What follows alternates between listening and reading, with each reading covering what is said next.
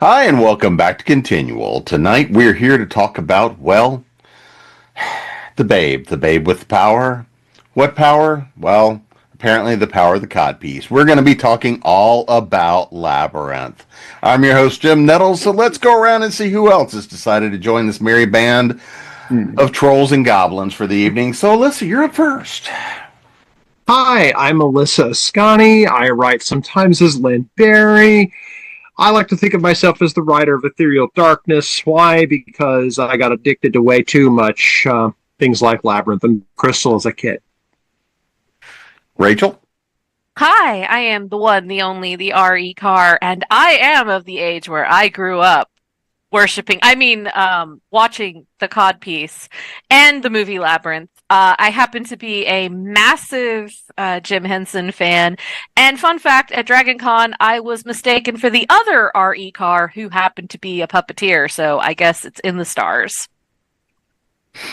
Layla? Hi, I'm Layla Dorine. I write LGBTQ fiction and romance. And wow, one of my first preteen crushes is on the man with the codpiece.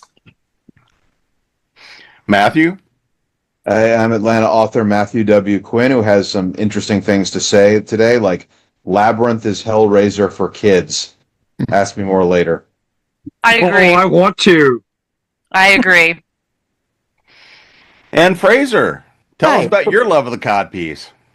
No particular interest in the codpiece, actually, but it's a terrific film. I saw it as an adult and was thoroughly charmed by it. So, Labyrinth to me is one of those very quintessential films of the 80s. I mean, if we look at it, all of us kind of grew up on the world of Jim Henson. All of us really had been raised in that world. And looking at Labyrinth and the fact that initially it was classified as a failure because it brought in about half the budget at the theaters. Domestically, only domestically. Yeah, well, only domestically, but then it did find its audience and has made a lot of money since. But even beyond that, in a lot of ways, Labyrinth set and is one of the quintessential films of the 80s and of a generation. So, Alyssa, I want to kind of go with you. When was your first exposure to it, and what resonates with you now looking back on it? So, my first exposure was like many 80s kids in a very 80s style. I was at the Curtis Mathis that was in electronics and the furniture dealer that had a bunch of videotapes to rent. It was the first rental place we ever had. So they had tons of movies along the walls, and over in this corner they had, among many others, Labyrinth. And eventually we got to pick it out and watch it and warp our lovely little child minds, me and my sister. It resonates with me still because the wealth of talent that's involved is just, it's beyond staggering. So just the case in point and the reason why no further adaptation happens or remake happens, there's always talk.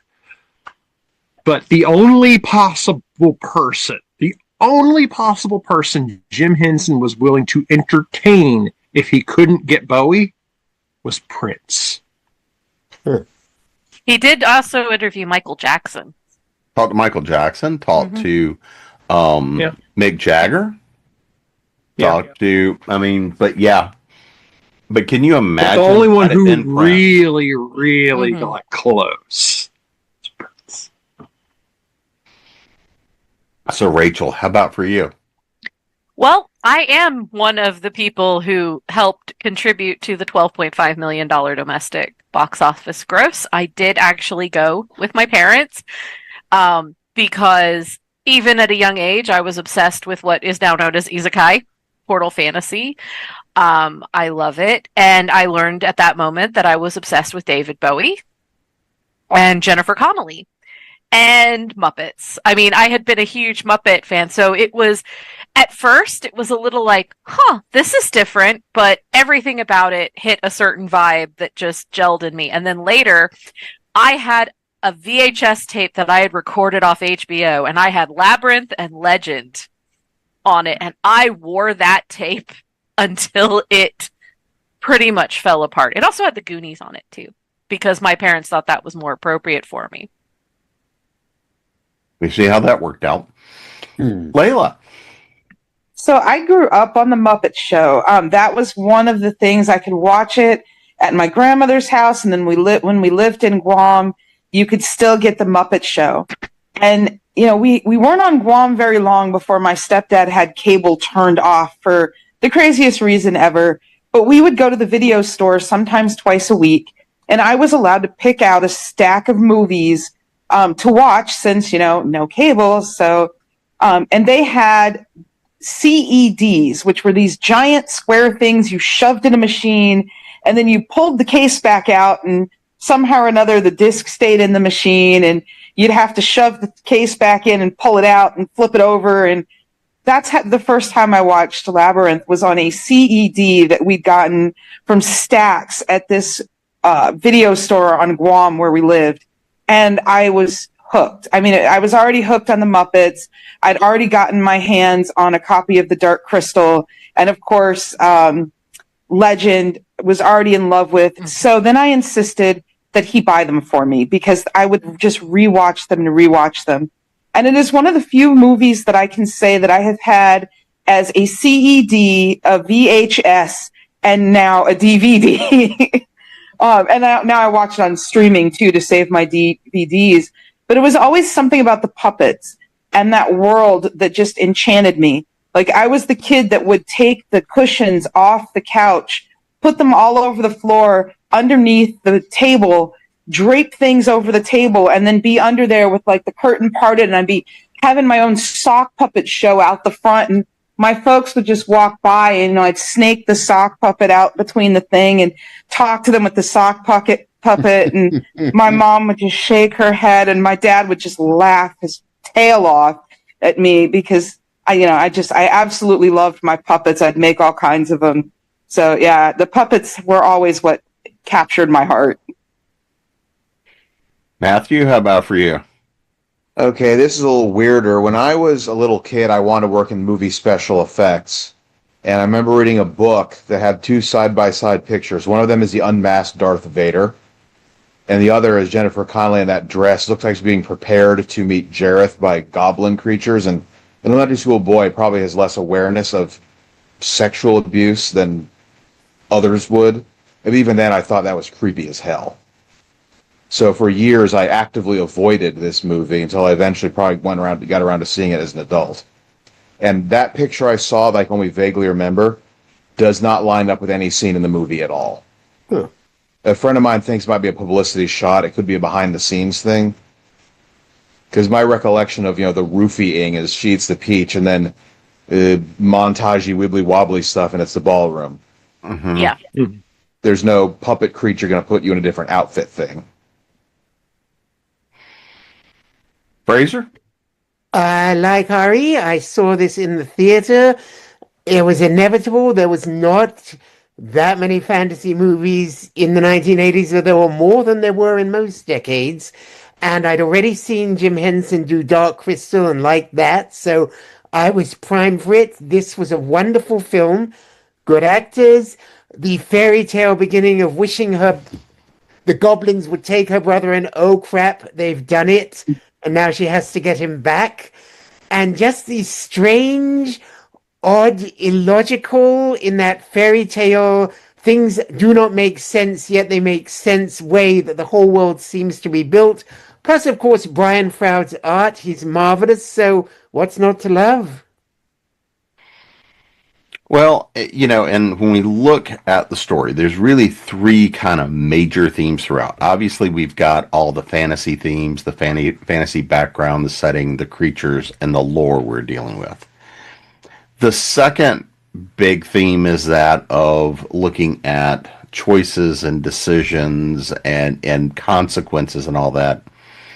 and that set in that of a teenage girl. You know, all the time of choices and all the things that are going on, and you know, as you're at that age. And the third is that really kind of that take on hero's journey of how does she move from being a child into, you know, a teenager and, you know, moving on to an adult. Because again, the themes, the way they were written back in the 80s, a little different than today. So Rachel, you know, kind of looking at it, those themes, those elements of the story, you know, we've already hit on a lot about, was it a kid's movie? Or is this really made for adults? And I mean, because if we look at The Dark Crystal, if we look at a lot of other of Jim Henson's movies and films and things that he did, versus we look at things like, you know, The Muppet Show. Now, granted, there was a lot of adult themes and stuff in The Muppet Show because that's how it was written, but at the same time, it was fairly straightforward. It was a skit show. But when we look at the movies, they hit on some pretty heavy themes. So what do you think about what resonated with you most in terms of the theme and the story? Well, when I first saw it, I was just a little girl. I was only 9. And it was the fantasy, it was the exploration, it was the amazement of the goblins. It was that the monsters aren't always the ugly ones. The monsters can be the beautiful ones, you know. It was the old fairy tale warning. And then I have the joy of getting to grow up with this movie, and it really resonated with me as a teenager because I feel like it's the quintessential young adult. Just like how we have our young adult novels. This is a great young adult movie because it lets you see the different stages. She starts off very childlike, very innocent. She clings to her toys. She's not interested in dating. She's just annoyed by her brother, and she doesn't think about her actions. She's a child. And as she goes through the journey, she starts figuring out more of what she wants and understanding consequences and using her brain, using her skills, and also kind of learning the more important older fairy tale of the dangerous older man, which I think every girl growing up in the 80s through the 90s, this was how you got it because you weren't getting it more explicitly stated. And that's what resonated most with me because it paralleled my own journey. But still, and then later, true confession, there is now a romantasy book called Until the World Falls Down, which is basically taking an adult protagonist and putting in them Labyrinth and letting them pick the Shadow Daddy Jared figure. And I won't lie, in my more advanced years, I've read that and I enjoyed the heck out of it. So it's a whole character arc. So in other words, what you're saying is there needs to be the sequel now with Jennifer Connelly. Now it'll be a little hard to get Bowie back, but I don't think that's the thing about the sequel. I'm sure we're going to talk to it. I have opinions on how there can be a sequel or if there can be a sequel because I am firmly of the opinion that Harambe and David Bowie were the glue holding the universe and our timeline together. And once they were both gone in a shorter period of time, everything went to shit. It just fucking sucked. If they had a sequel with Jennifer Connelly, it'd be like Beetlejuice, where she's middle-aged now, and of course, who's the new Goblin King? That would be interesting. I hate to say it, God, just as long as it's not Jared Leto, I'll be happy. Well, someone suggested Russell Brand as the Goblin King, but he's a little busy right now. Oh. So, Layla, how about for you? Looking at kind of the story and the themes and everything, how's it set for you? Oh, man. For me, it was how adults, not just parents, adults' choices could ruin a childhood and could cut a childhood short. Like, for me, I was not the kid. Like, I did not like babysitting. I hated being asked, so I really felt for her because it was like, this is your creation. You stay home and watch it. You're cutting into the fantasy. You're cutting into that childhood. You're cutting into her ability to stay in that. And growing up and becoming an adult, adulthood sucks. Like, no one should ever cut anyone's time to be free and fanciful short, because the reality of what is awaiting them on the other side of childhood, teenage years, when you hit that adulthood and you've got to start like paying bills and truly being responsible, heavy on the ick. So like it really made me conscious of how, as a parent, the decisions that I would make and that other parents make really can affect how your kids grow up and how your kids have a childhood. Because I did feel like that was so unfair in the beginning, especially like they leave for the kids screaming and hollering. Come on. How is that even fair? Like I would have been wishing for the Goblin King too. I don't think I would have gone through the trouble of going after him either. No. It's not fair is just her mantra, and I love it. Right? Yep. It was not fair. Mm-hmm. All right, Matthew, how about for you? I'd agree with the coming of age stuff, although I'm somewhat less sympathetic to Sarah. She starts out the story as such a brat. I mean, okay, she clearly comes from a broken home with the divorce and stuff. But I mean, she has a whole arc where she actually becomes a mature person, and I'm kind of impressed with that. Especially, Jennifer Connelly acts so well. She was like, 14, 15? Mm-hmm. 15. This was made, 14. so I'm impressed. Fraser, how about for you? I will go with subset of the coming of age. The fact that she starts out pissed as hell that she has to take care of her brother, and oh god, she's so annoying. And as an eldest child, I can identify with some of that. But when things go bad, she goes out and she finds him and she realizes she has to care for him, and he is her brother and he does matter, and I like that. Also, the scene where Bowie is talking to her about, but I gave you everything you wanted. Wasn't that enough? I always enjoyed that scene. Mm. I've used that before with clients where I've pointed out and gone and said, you got what you asked for. You didn't get what you wanted. You didn't get what you needed, but you got what you asked for. Yeah. Alyssa? So for me, a lot of it comes from, part of it is, I always read, when I was a kid, I always read Jennifer Connelly's character as being like 16. I was wrong, but I always read that because I was still little. And then I took all the fanciful, learning the lesson, all of that out of it. And then I watched it later, kind of like reconnecting with this cool thing from my childhood. Then I was like, oh, wait, there's a lot more layers here than what I saw before, even before I realized her actual age. And everything touched on is very accurate. And the reason why the dual perspective thing works is because, it got pointed out, it's very much a Muppet thing, but it's also very much a David Bowie thing. That was a great alignment of creators who, here's what everybody's going to see and get enthused by. But the real thing is hidden back here behind that first layer. And it's so much bigger and more vivid. It's the complexity of that world. It's the notion of the true heroism in the labyrinth that has to be convinced of its heroism is the ugliest dude around, Hoggle. And yet, we still love it. So, a fox riding a dog as a horse is really cool. Oh, yeah. Sir Didymus. No one shall pass without permission. Can I have permission? Oh.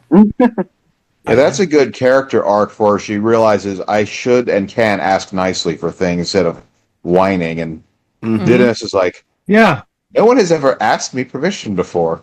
Yeah. I love that she's the person that's very good at, she's the gamer. Let's be real. She would be a fantastic D&D player because she starts realizing, wait, this is what's actually happening. Yeah, maybe I should just do it. Yeah, she's really smart throughout the whole movie. like the thing that always lies, the thing that always tells the truth. Oh yeah. I don't think I could. I don't think I ever figured that one out. That's why you kill one and then ask the other one if they're still alive. Well, that's one way to do it. So, Layla, looking at the story, let's actually talk a little bit about the importance of the casting, right? Bowie and Jennifer Connelly.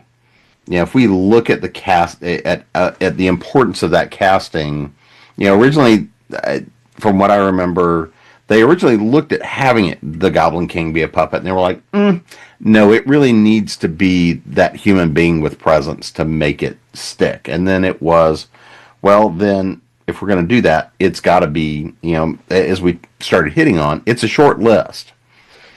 And I mean, who else are you going to find other than a etheric creature like David Bowie to step into that role?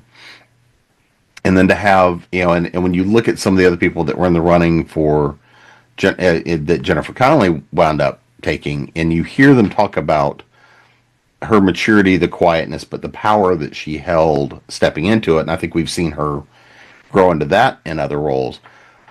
What is it for you in terms of the casting of Bowie and Jennifer Connelly in term that made the story, made the film? Bowie was absolutely the Goblin King, and I don't think it would have resonated or the same way if it had been a puppet.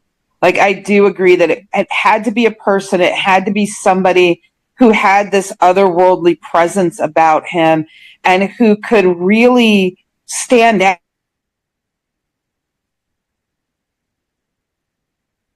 over the edge of the ledge, and the whole time he's talking to her, the voice, even though we don't see him on camera, his voice just keeps you right there in the moment, right there in the dialogue.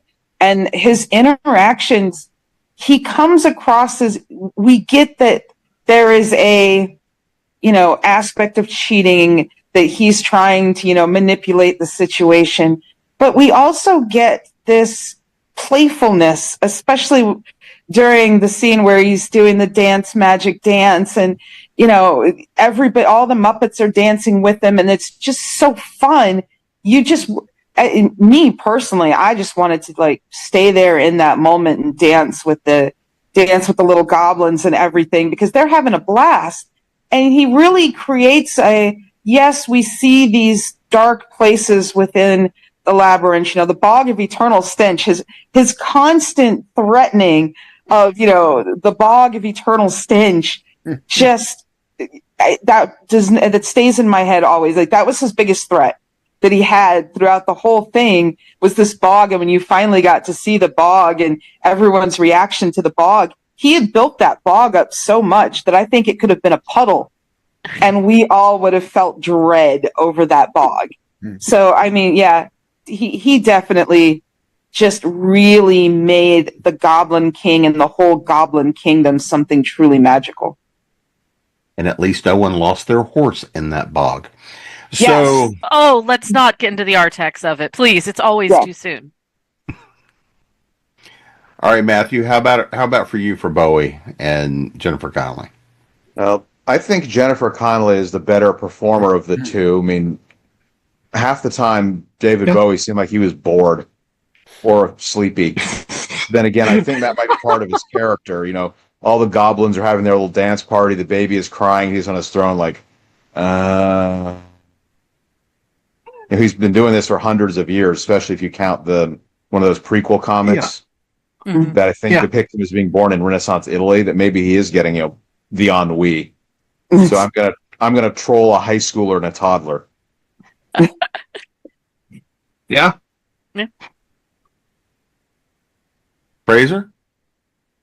I would say, okay, I'm biased for Jennifer Connelly because even though she was only 16, dark-haired, pale skin has always been something that it's my wife, even though I didn't know her then.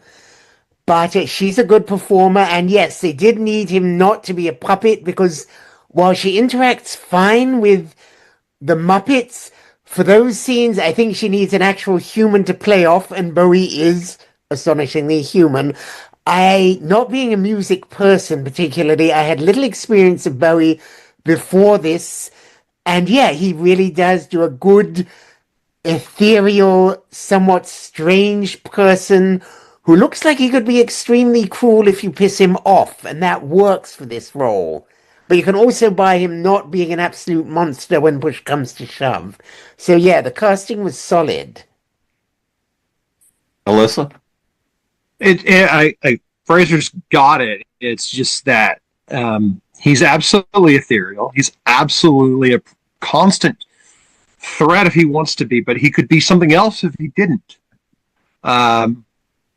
And yeah, he seems bored with a lot of the stuff that he's done because he's done it and done it and done it and done it for ages. So you don't get to be king by doing innovative things every day. So I think a lot of it in his presence is also David Bowie's natural ethereal nature, but then hyper extenuating with the hair, the makeup, other things of costuming, especially around the groin region, and getting the one thing that Jim Henson called true magic in the movie. The guy who's twirling the glass balls. Mm-hmm. And it looks so surreal. And it's a dude who has to crawl up underneath David Bowie and reach his hand up through a cape to do it. Wow. So everything is punctuating that ethereal nature that's inherent and making it more. And that's why Jennifer Connelly, granted, it has a better, stronger performance because she doesn't have costuming and props and another person to crawl inside of her clothes with. Thank God. She just has to show off how good of an actress she is. And she does. Yes. Well, I think adding on, if any of you have ever played the role-playing game Shadowrun, there is a reason that the default template for an elf is basically just David Bowie from Labyrinth, because there is something about his androgyny, ethereal is the perfect word. He seems very human, but not quite. Like, there is always something off. That's a reason why he plays aliens, he plays Goblin Kings, he plays vampires, he plays Nikola Tesla. None of them are fully human. But I think it's really important the way this movie works. The only way to sell it and the only way to keep how can I put this delicately, the overwhelming creep factor that could happen if you had a lesser, less charismatic, more human actor who seemed more like a real predator and less like a true fantasy.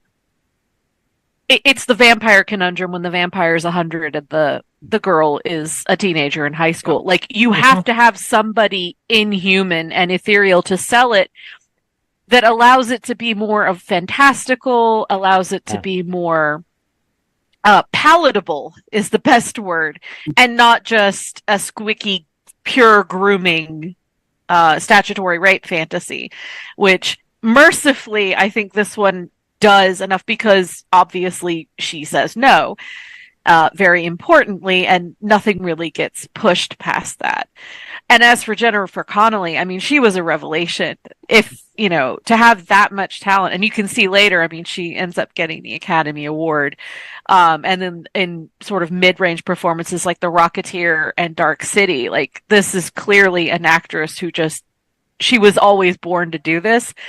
And that fits because the character of Sarah was also meant to be born to be an actress. So it was just flawless casting on the leads. And, we've talked about it a fair amount. And Matthew, you actually started with kind of the comment about, this is Hellraiser for kids. This is there's a lot of really dark elements here.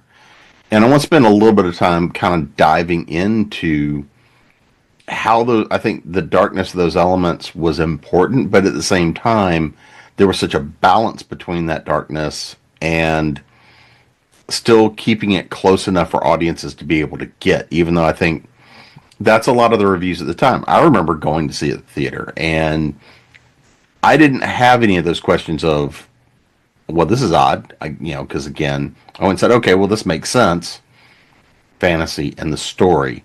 But for wider audiences, I think that it was kind of that notion of we have to face the darkness. So, Matthew, you want to kind of dive into that point a little bit? How some of these darker themes, and especially in the time? Okay, well, let's see. Well, as I mentioned earlier, this is not a happy family to start with. I haven't read the novelization, but the vibe I get is that her mother has ditched the whole family for David Bowie. That is in the novelization. Mhm. And her father has remarried to a woman she does not like. Like, one of the Hellraiser analogies, we have a fair-skinned, dark-haired young woman who does not get along with her stepmother.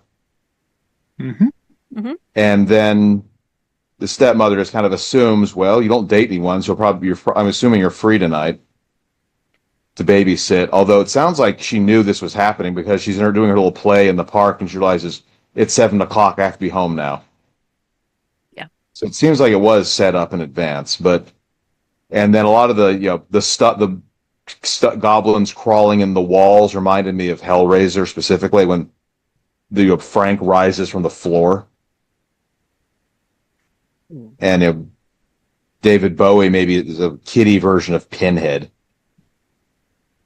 Sexy Pinhead. No, that lines up so much. I mean, I can post the whole blog post I have for that in the chat. I something I need to part of the thought I have with it is you have this notion, and it's almost an isekai notion of connecting these seductive tempters, be they traditional Pinhead or the more recent The Priest, from the Hulu version of Hellraiser, which Jamie Clayton, awesome. And then you go David Bowie. I mean, it lines up. There is this a little bit of, it's that ethereal thing, but it's also uncanny valley a little bit too. You're revolted, but at the same time have to look deeper, and you have to look deeper a little bit more than you have to run away. Yeah, that's just a notion that drives me bonkers with joy all the time. It's also that you get what you wish for. Here. You get what you deserve, which is Hellraiser and Labyrinth both have it. Yeah. Frank and Julia are much, much worse people than Sarah, though. That is true. And they get what they deserve. They do. They do. I don't know, Fraser. I mean, Sarah is coming to this scenario as a burden to begin with, but then she ends up saying, look, it might be a burden, but this is my burden, and this is my family. I will protect it. Whereas, Frank and Julia were like, yeah. Fraser, any thoughts on some of the darker elements? Well, obviously, having a kid taken, especially when you're responsible for them, is even for somebody with a teenager, it's a pretty unsettling thing. And the whole sense that she might not be able to get him back, that there is no way to fix this, that is something I think I could identify with at any age, because what if she can't fix it? What if the kid is gone forever? And that's the one that sticks out at me. I cannot imagine reading this as a novelization, because it is half the fun of the movie is Brian Froud's visuals, and you're not going to get that no matter how well it's written. There's a lot more internal yearning. There usually is when you novelize something. Same thing with fanfic. There's a bit of creep ick, particularly around the ballroom. I mean, the talk of darker themes. There's blatant roofing in this story. Yeah, I was. Yeah. Can I add to that?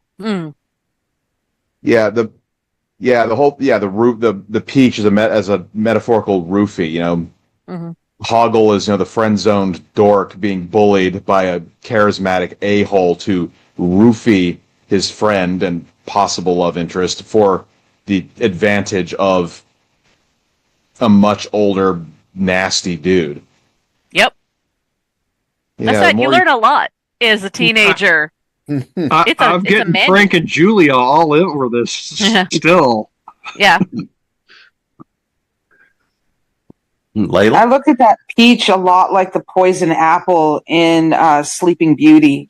And it just, you know, to me, there were so many grim fairy tale parallels that, I mean, the real grim fairy tales, not the Disneyed up cute ones, but there are a lot of original grim fairy tale ideas in this.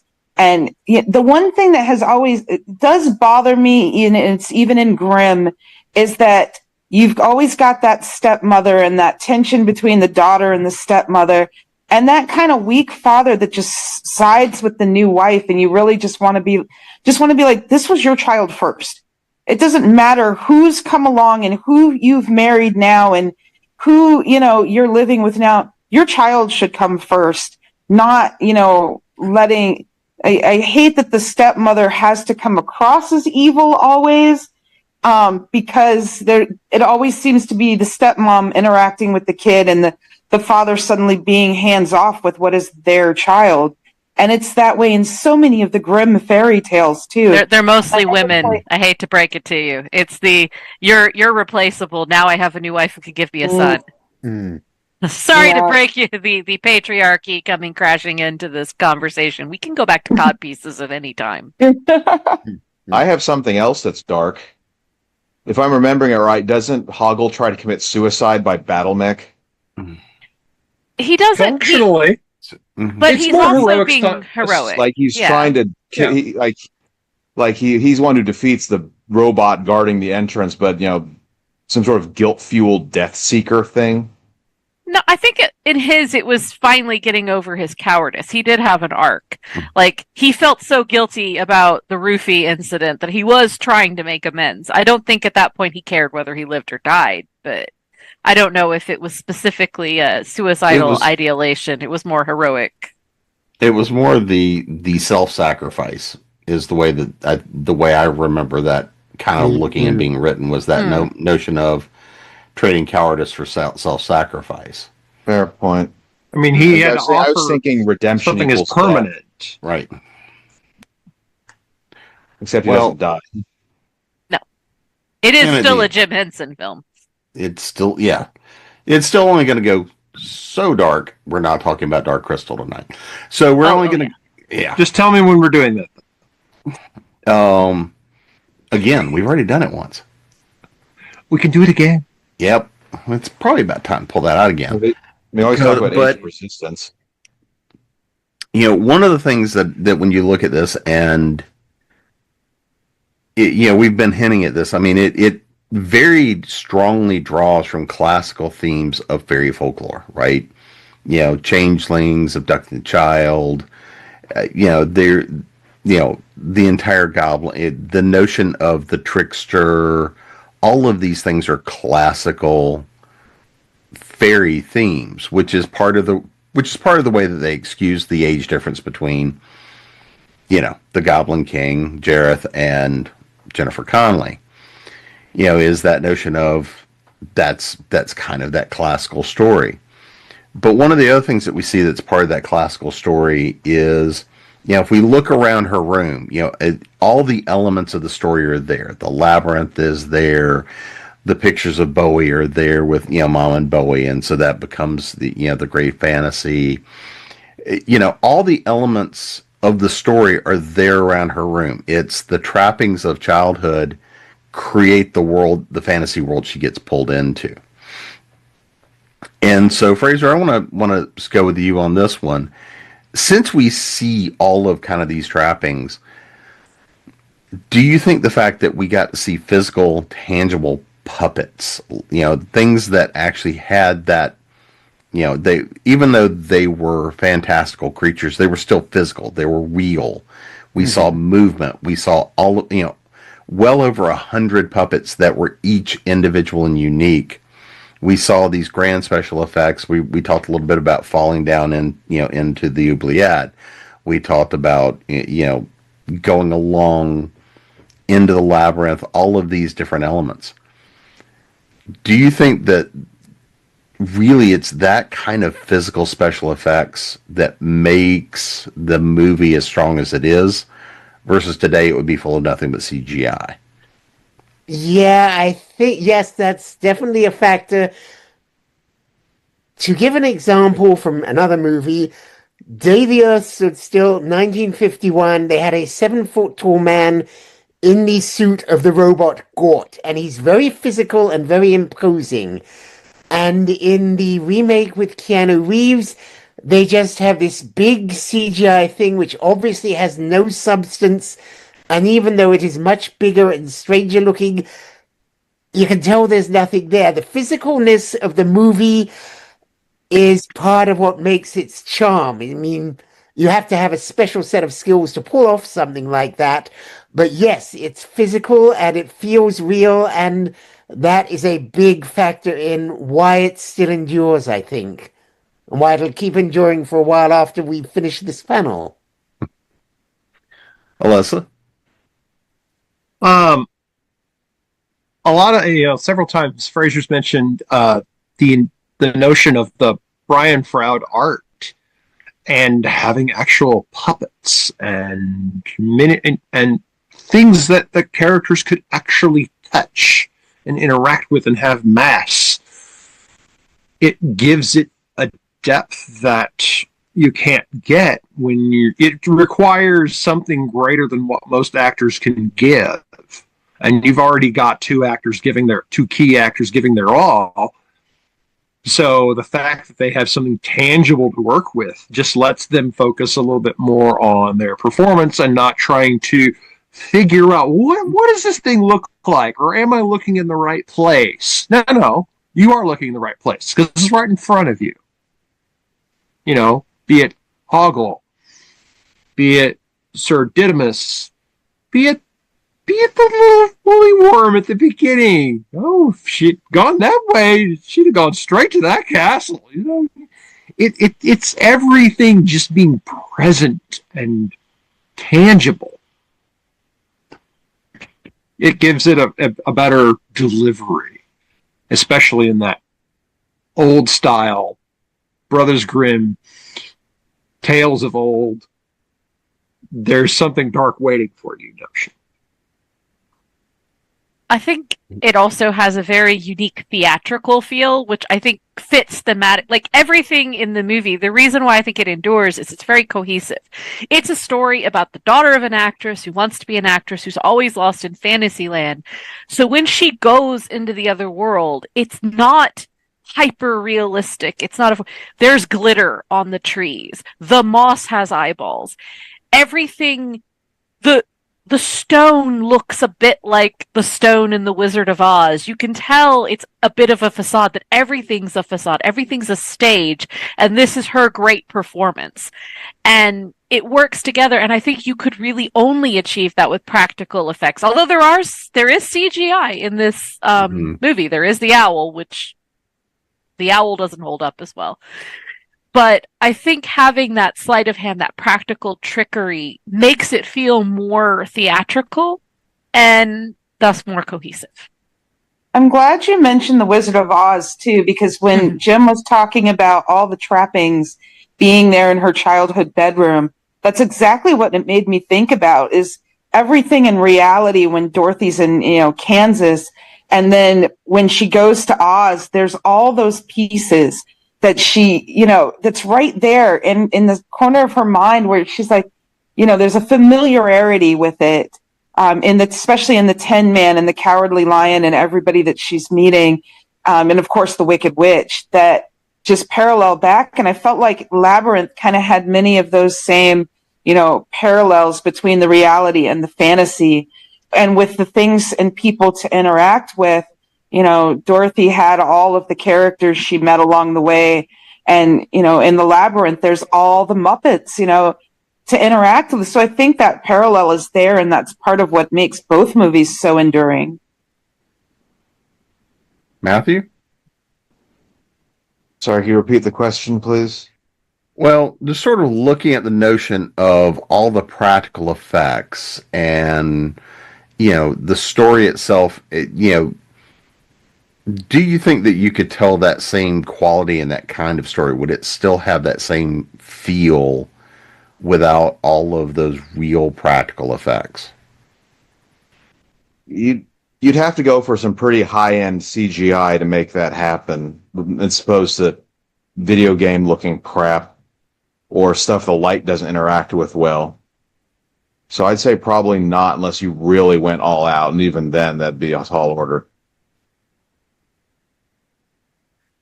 So before we wrap up, I want to give because again, there's a ton of things we haven't talked about. So this is kind of y'all shot to say what's something that you think we need to work in. So Alyssa, I'm gonna start with you. What's something we haven't talked about you think we need to bring up? Ludo. I mean, he is He's right over your shoulder. So yeah. Mm-hmm. I know, but what do you want to bring up? Well, I bring him up because it's like, hey, how often? Usually, when you have a very large character that has an imposing presence, their power is supposed to be brute strength. That's not Ludo's power. He has a song that makes rocks obey him. How wild is that? Fun fact, I got to see a life-size Ludo at a Goblin King ball in Worcester, Massachusetts, and it was epic. All right, Rachel. I mean, have we talked about the cod piece enough? Drawing on that, I will say one thing about Labyrinth, because it is very much, I think, a young adult story and not just a children's story, is everything about the Jareth is rock star, it's sexy, it's sexualized, and it's in a very fantasy but also very seductive way. And I think it cannot be underestimated how many men, women, and non-binary pals of a certain generation watch this movie and learn some things about themselves. Lord knows I did. We'll talk about that later. Layla, what have you got? Oh man, Sir Didymus. I mean, nothing rattled him. Nothing at all rattled him except that moment where, she did ask permission. Even when he's surrounded, he's standing there and he's just like, I've got you surrounded now. Like, absolutely unflappable character, did not care about the odds, noble, just a wonderful, fun, sweet. He was like the old stately gentleman out of everyone there. His presence was just fabulous. Matthew? Not really sure off the top of my head, and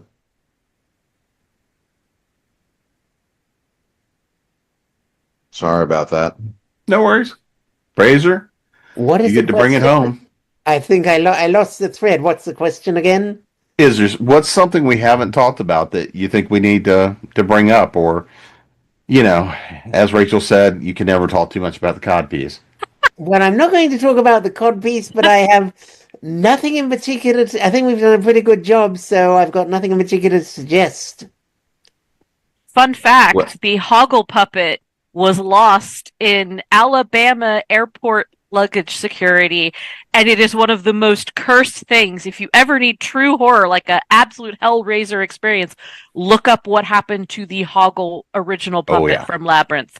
It's terrifying. That's one thing. Just adding to your Hellraiser point. Foam does not hold up well. All the latex has eroded, and the eyeballs are. It's cursed. Oh. So, all right, I'm going to throw one more bonus question in there just to be difficult for my own amusement, and I'm going to go backwards because this is Labyrinth, and, we got to be able to do that. Don't take it for granted. Yes. What influence has the storytelling of Labyrinth had on you and your career? I cannot say. It has a kind of non-linear, illogical quality. I cannot say it really influenced me, but it's got the fairy tale, fairy magic, because a lot of old English folklore magic does not make particular sense. The book I will have out later this year, has some of that quality, even though it was not derived directly from Labyrinth. But yeah, that is a big part of what appeals to me, and the sense that magic is just not quite entirely making sense is something I like to bring into my work, even if I can't always pull it off. Matthew, what about for you? Let's see. Sorry, I'm getting a little tired here. Can you repeat the question? Well, what kind of influences has Labyrinth had on you as a storyteller? Oh, sorry, I just remembered that. My bad. Not that I can think of. I mean, I have some of those blog posts I wrote when I was on the Myopia Movies podcast about it. But in terms of influence on my creative writing, I don't think it really has any. Okay. It's just an entertaining movie. Layla? Well, I do write goblins and fairies and rock stars. So, just having those little nuanced characters that maybe they're just popping in and out, but each one having an important piece to contribute. Like the door knockers were just there for a moment, but, it was a moment that was fun. And, especially, he does not want to get this thing put back in his mouth. And just creating moments where you've got so much going on, and then you have that moment of levity, or you have so many things going on, and you have a character like when she's down in what looks like that trash heap, and the trash starts moving, and you've got the older lady, and she's got all that stuff on her back, and she's like, you can't move. I think it's something like, you can't move forward unless you've known where you've come from, type deal. Just having that one profound line and then leaving. That's something that I try to work into my stories when I write. Rachel? Have you read my stuff? Oh, sorry. Let's see. I have multiple protagonists who use their brains, who start off rather immature and have to go through a series of trials, preferably in another world. Did we mention the sheer amount of androgynous British accented dark characters? A demon who literally in his lust aspect sits on a crown and looks like the Goblin King. And my current hero does have heterochromia, and that is blatantly a tribute to Bowie that I have snuck in, not so subtly, into my romantasy. And that's just a tiny portion of what I have pulled. I love the fact you think you're subtle. Alyssa? No, I'm as subtle as my hair, hun. I'm aware. Alyssa? I can say that I much like Rachel. Have you read my work?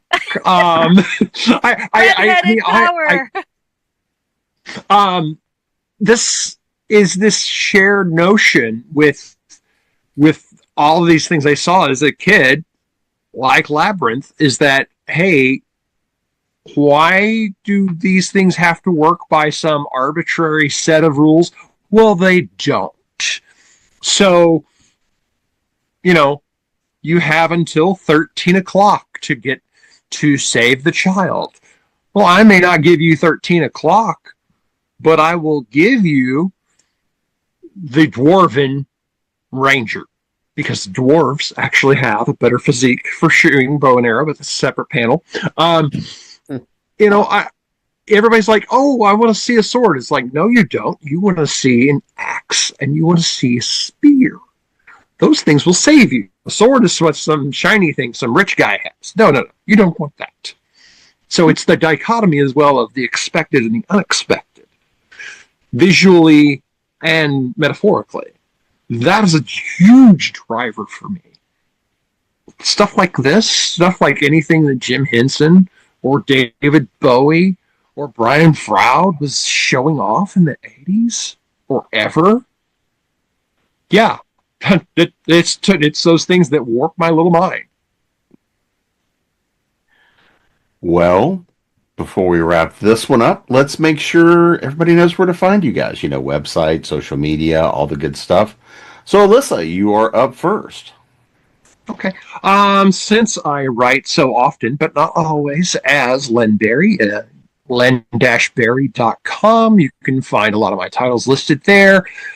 On the socials, I hang around with Len_Berry or Alyssa Askani. You'll find the same account either way.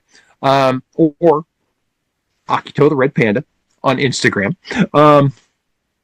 I've got 2 Blue Sky accounts. One's Len Berry, the other's Alyssa Askani. I am on the Alyssa Askani account a lot more often.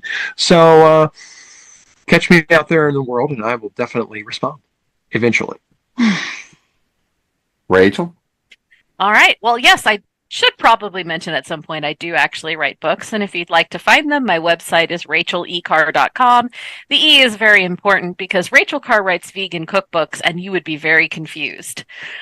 If you want to find me on social media, it's very easy. I am at Total Recar on everything, and I would love to talk to you. I am currently writing a romantasy with the heterochromia elf Shadow Daddy, so stay tuned. Layla?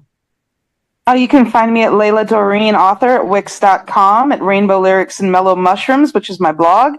I'm on Facebook, not as much as I used to be. I'm working on TikTok.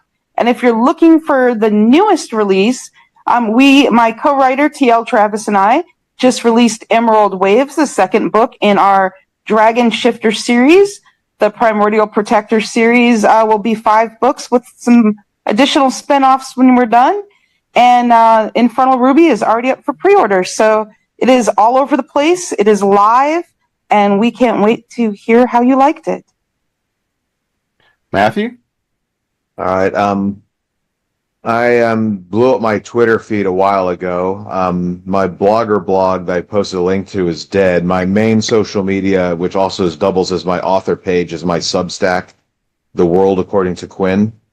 I also have all my books on Amazon, and many of them are available on other platforms as well, like Apple Books, Barnes & Noble, Kobo, etc. I also have a Patreon, too. Fraser? You can find me at frasersherman.com, FRASER, which has pages with links to all my books and most of my short stories. And I'm on, well, my books are pretty much all the usual sites. You can find me on Blue Sky. You can find me on Facebook. I also blog over at Atomic Junk Shop about comic books. And I should have Southern Discomfort, which involves elves and is set in the South in 1973, coming out in the next few months. And you can find me at jamespnettles.com, authoressentialsworkshops.com, creatingpros.com, and of course here at Continual. And until next time, it's only forever, not so long at all.